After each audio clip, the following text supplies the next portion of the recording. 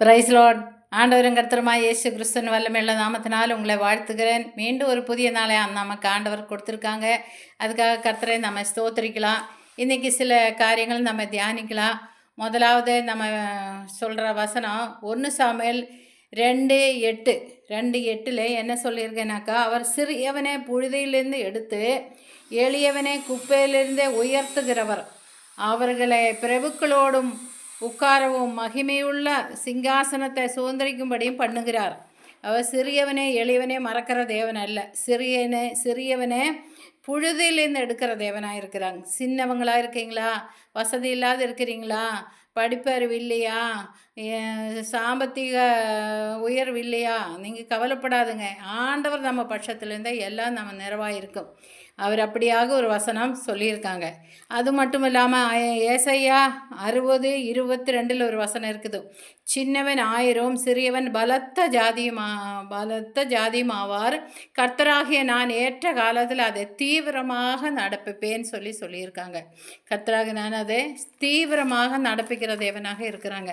சிறியவனையும் எளியவனையும் சின்னவனே சிறியவனே இல்லை, அவர் கைவிடுகிற தேவன் அல்ல.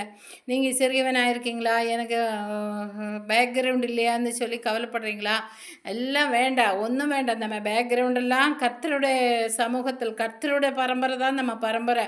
நம்ம பேக்ரவுண்டெல்லாம் இயேசு தான். அவர் நம்மளை காப்பாற்றுவாங்க. அவரே நம்புங்க. நிச்சயமாக நீங்கள் ஒருபோதும் வெக்கப்பட்டு போவதில்லை. உங்கள் ஜெபம் கேட்கப்படுவதில்லைன்னு சொல்லி நினைக்கிறீங்களா, எவ்வளோ ஜெபிக்கிறோம், எவ்வளோ உபவாசம் எடுக்கிறோம், ஒன்றுக்கும் பிரயோஜனம் இல்லைன்னு சொல்லி வருத்தப்படாதுங்க, வேதனைப்படாதுங்க. எல்லாமே என் ஆண்டவர் கேட்டுட்டு தான் இருக்குது. இதில் சொல்கிறாங்க, சிறியவன் 1000 சின்னவன் பலத்த ஜாதியாகும், ஆனால் ஏற்ற காலத்தில் கர்த்தராய் நான் அதை ஏற்ற காலத்தில் தீவிரமாக நடப்பிப்பேன்.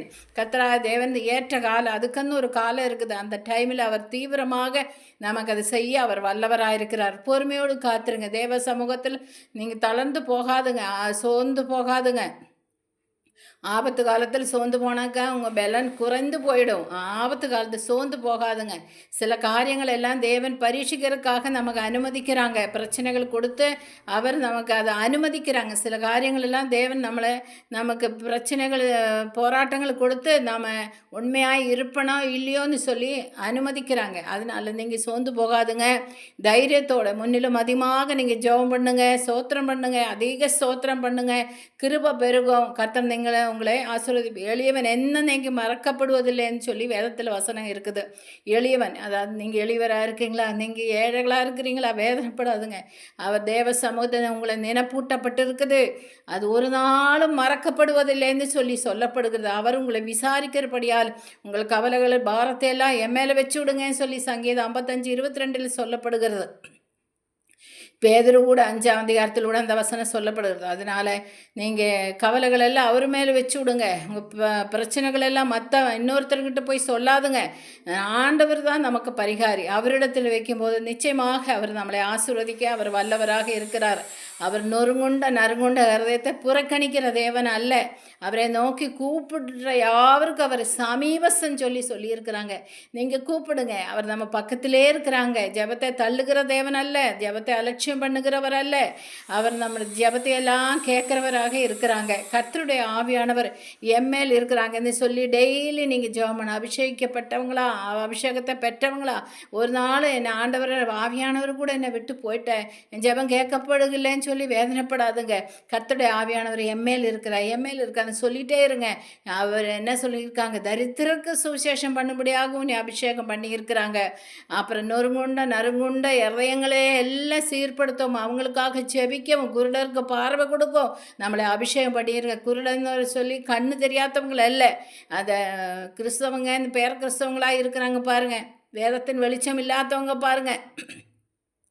அவங்களுக்கு எல்லாருக்கும் வேதத்தில் உள்ள அதிசயங்களை எடுத்துரைச்சி கர்த்தரை காண்பிக்கக்கூடிய ஒரு அபிஷேகம் நம்ம மேலே வச்சுருக்காங்க. அது நீங்கள் அள்ள தட்டாதுங்க. கர்த்தருடைய ஆவியானவர் எம்மேல் இருக்கிறார், தரிதருக்கு சுவிசேஷம் படி என்னை அபிஷேகம் பண்ணியிருக்கிறார் அப்படின்னு சொல்லி நீங்கள் சொல்லுங்கள். கர்த்தர் நிச்சயமாக நம்மளை ஆசீர்வதிப்பாங்க. கர்த்தருடைய ஆவியானவர் லூக்கோ 4:18 அந்த வசனம் நீங்கள் தினமும் மனப்பாடம் பண்ணி நீங்கள் அறிக்கை எடுங்க. கர்த்தருடைய ஆவியானவர் எம்மேல் இருக்கிறார், தரிதருக்கு ஜனங்களுக்கு சுவிசேஷத்தை பிரசங்கிக்கும்படி என்னை அபிஷேகம் பண்ணியிருக்கிறார்.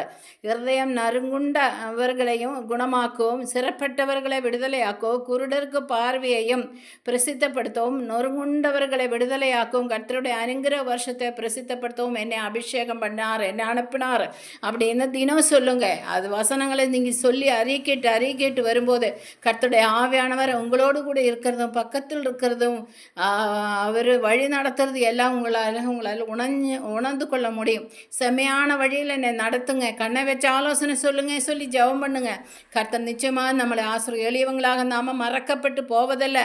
நம்ம சின்னவங்களாக இருக்கிறோமா, சிறியவங்களாக இருக்கிறோம், புறக்கணிக்கப்பட்டு இருக்கிறோமா, வசதி இல்லையா, எது இருந்தாலும் ஒரு முன்னேற்றம் இல்லையோ, எல்லாத்துலையும் தோல்வியா, கவலைப்படாதுங்க.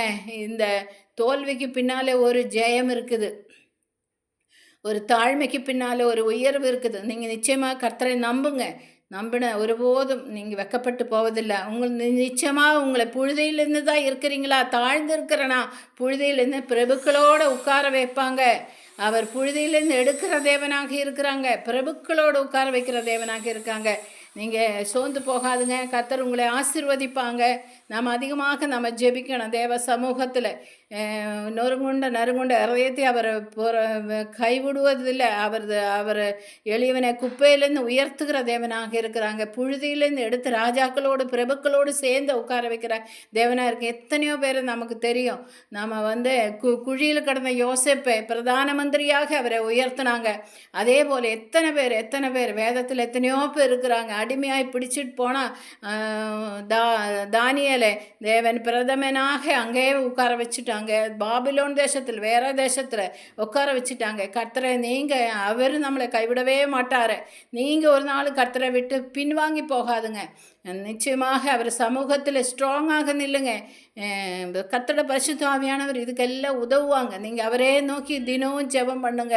எனக்கு எல்லாம் ஞானத்தோடு செயல்பட எனக்கு உதவுங்க ஆண்டவரேன்னு சொல்லி ஜெபம் பண்ணும்போது கர்த்தர் நிச்சயமாக நம்மளை உயர்த்துவாங்க. வேதத்தில் எழுதி வச்சுருக்காங்க பாரு, தானியேல் யோசேப்பு. இப்போ நான் சொன்னோமே, அவங்களுக்கு தான் அது வேதத்தில் அன்னைக்கு எழுதி வச்சு. இப்போ அப்படி நடக்குதுங்க. நம்ம தேவனோட வல்லமை இன்னும் குறைந்து போகுது இல்லைங்க, குறைந்து போகவே மாட்டாது. அதனால அவரோட வல்லமை இன்னும் கிரியை செய்துட்டே தான் இருக்குது. நீங்கள் அவரை நம்புங்க. அன்னைக்கு யோசேப்பு கொடுத்த ஆசீர்வாதம், தானியேல் கொடுத்த ஆசீர்வாதம் இன்னைக்கு நமக்கும் தருவாங்க. கரவலாடுக்கு பின்னால் நடந்த தாவீதை ராஜாவாக உயர்த்தின தேவன். அவன் எப்போது தன் படுக்கையில் ராத்திரி ஜாமத்தில் 7 தரம் உபாசிச்ச ஜெபிச்ச எத்தனையோ சில பாடல்களால் தன்னோட வாழ்க்கையை, ஆராதனையால் தன் வாழ்க்கையை வாழ்ந்து காட்டினாங்க. அவர் எப்படி உயர்த்தினாங்க. நீங்களும் அப்படியாக தேவ சமூகத்தில் உண்மையாயிருங்க, காத்துருங்க, ஜெபம் பண்ணுங்க, விட்டு விடாதுங்க, சோர்ந்து போய் பதறி பேசாதுங்க, முறுமுறுக்காதுங்க.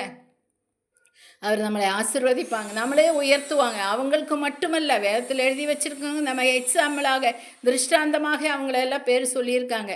இப்போது அது நடக்குது. நான் சொல்கிறது நீங்கள் நம்புங்க. நிச்சயமாக அவர் செய்வாங்க. நீங்கள் அவரை விட்டு விடாதுங்க. அவரை அதிகமாக பற்றி கொள்ளுங்க. அவர் சமூகத்தில் விழுந்து கிடங்க, அவர் பாதத்தை பிடிச்சு கொள்ளுங்க. நிச்சயமாக அவரே உங்களே உயர்த்துவாங்க. நீங்கள் ஒரு நாளும் மறக்கப்படுவதில்லை. சின்னவனாயிருக்கீங்க, நீங்கள் 1000 பலக்கோ பெரிய ஜாதியாக அவர் மாற்றுவார். புழுதியில் இருக்கிறீங்களா, ராஜாக்களோடு உங்களை உட்கார வைப்பாங்க, பிரபுக்களோடு உட்கார வைப்பாங்க, மகிமையோடு இருப்பீங்க. ஹல்லேலூயா, ஸ்தோத்திரம். இப்பொழுது நாம் ஜெபிக்கலாம். நல்ல ஆண்டவரே, நன்றியோடு துதிக்கிற சுவாமி, ஒப்பு கொடுத்து ஜெபிக்கிற ஆண்டவரே, இந்த வசனத்தை கேட்குற யாவருக்கும் ஒரு ஆறுதலாக இந்த